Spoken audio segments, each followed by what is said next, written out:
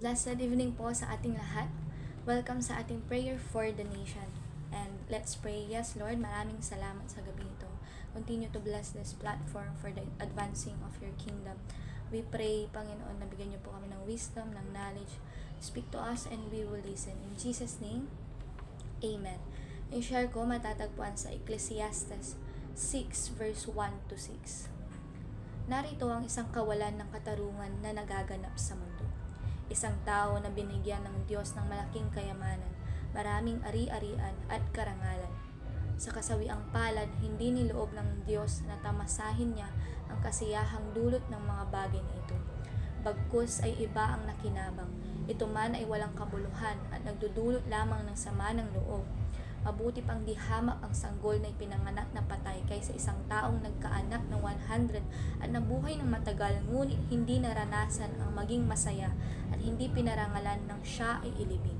Wala ring kabuluhang matatamo ang isang sanggol kahit siya ipanganak sapagkat mamamatay din siya at malilimutan. Hindi nito nakita ang araw ni natikman ang mabuhay, ngunit mayroon naman siyang ganap na kapayapaan. Kaya mabuti pa siya ng hindi hamak kaysa isang taong nabuhay ng 2,000 taon, ngunit di nakaranas ng kasiyahan. Hindi ba't iisa lang ang uuwian ng lahat? Amen. So, medyo binilisan ko lang yung pinagbasa ko and medyo maingay po sa paligid. Pero I hope na nagkakaintindihan tayo. Amen. And nung nasa Book of Ecclesiastes na ako, dito ko po mas na-realize na oo nga no, na si Lord yung pinakakailangan ng isang tao. Amen. Kasi grabe yung mga bitaw na salita ng author, ng writer ng Ecclesiastes, which is si Solomon. Amen. So, have you ever tried praying for something, then God answered it? Amen. But still, alam mo yun, feeling mo empty ka, may kulang pa rin, lost ka pa rin. Wala doon yung joy, wala doon yung peace. You got what you asked for, naabot mo na yung mga goal mo. Pero bakit parang hindi ka pa rin satisfied? Amen. And yung Ecclesiastes is an eye-opener sa atin that God can give blessings without giving satisfaction. Pwede pala yun, na bibigyan ka ni Lord ng pagpapala, sasagutin niya yung sagot sa prayer mo. Pero yung joy, missing. Amen. So this chapter is not about poverty or lack. Amen. Hindi to about sa kakulangan ng material na bagay, pero about condition ng puso nung nagsasabi nito, which is si Solomon. We all know na si Solomon is the wisest and the wealthiest man during their time, yet he felt his life is meaningless. He felt empty, unsatisfied. Amen. So, ano yung condition ng puso natin? Let us examine our heart. Amen. Sino ba yung nandito, nagro-rule? Amen. We cannot serve two masters. Kailangan isa lang yung nagro-rule sa buhay natin. Unless si Lord yon, mag-overflow yung joy, yung love, yung purpose mo, yung identity mo. Hindi ka mawawala. Amen. So, let us examine our heart and let God search it. Amen. And i-align natin ito kay Lord. So for our first point, enjoyment is God-given. Sinabi ng Ecclesiastes 6 na ang tao ay maaaring makatanggap ng wealth, honor, at long life. Pero God does not give him the ability to enjoy it. Naman no? Parang pag titignan mo parang siyang selfish. Pero ayun talaga your life will be miserable. Amen. Or magiging meaningless siya.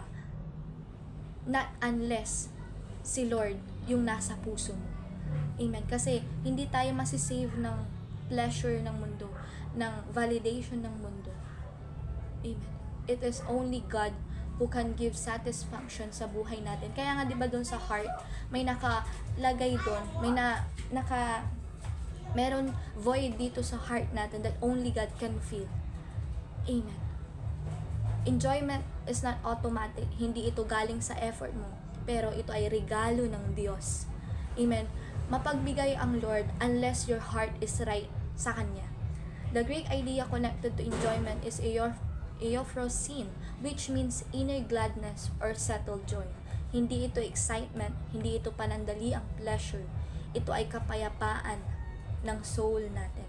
Kaya possible pala na someone looks successful pero restless na sa loob. Kaya pala may mga nadidepress kahit na ang dami naman nilang pera, nagpapakamatay kahit naman na, alam mo yun, mas okay yung family nila, okay yung buhay nila compared sa'yo. Why?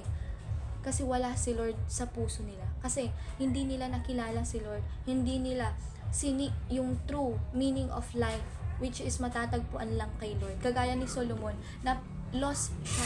Amen. Kasi, pinagkalooban na siya ng maraming pagpapala sa kanyang buhay, yet meaningless yung buhay niya. And sinabi niya yun sa mga previous chapter ng Ecclesiastes. Amen. Because the soul was never meant to be satisfied by outcomes alone. It is satisfied by God. Amen. If your joy depends on circumstances, then your heart still negotiating with God and not trusting Him. Yung relationship natin kay Lord, hindi siya negotiable. Na kapag merong binigay lang si Lord dito, merong agreement lang dito, doon mo lang susundin si Lord, doon mo lang pwedeng maranasan si Lord, or alam mo yun, magpupuri sa Kanya. No. Amen. Our relationship kay Lord, amen, must be real. Amen. And non-negotiable dapat yun. Amen. Na kahit na anong material na bagay ay offer ng mundo, amen, hindi ito makukuha or mananakaw ng kaaway. Amen. Second is desire must be submitted. Ecclesiastes 6 also teaches us that human desire, kapag hindi po ito na-check, hindi po ito na-examine, hindi po niya mahahanap yung satisfaction ng buhay. The more we achieve, the more we want more. Amen. Hindi masama ang ambition. Ang problema ay kapag ang desire ang nangunguna at hindi na si Lord. So, ano ba yung desire ng puso natin? Amen. When desire rules, God becomes secondary.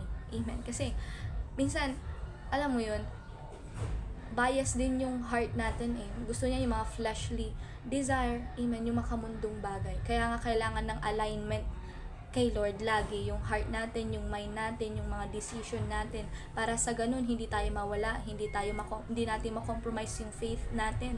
When God rules, desires finds its limit. Amen. Pag nandun yung alignment ng desire natin, ng heart natin, nandun din yung pagiging careful natin sa bawat decision, sa bawat gagawin natin. Amen.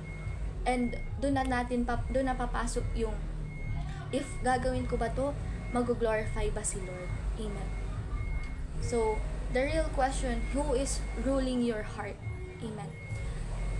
Kasi kapag patuloy na lang na naghahanap tayo, nagsisik tayo sa mundo, amen, ibig sabihin, hindi si Lord yung naghahari sa buhay natin. Amen. Sabi nga sa Matthew 16:26, What can a man profit if he gains the whole world but loses his own soul? Amen. You can have all the blessings, all the success, lahat ng hinahangad ng mundo, pero if your heart is not aligned with God, everything else is empty.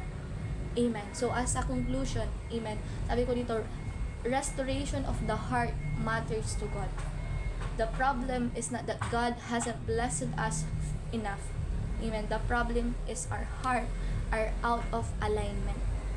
Amen. Kaya magpa-restore tayo. God is not just interested in blessings your hands.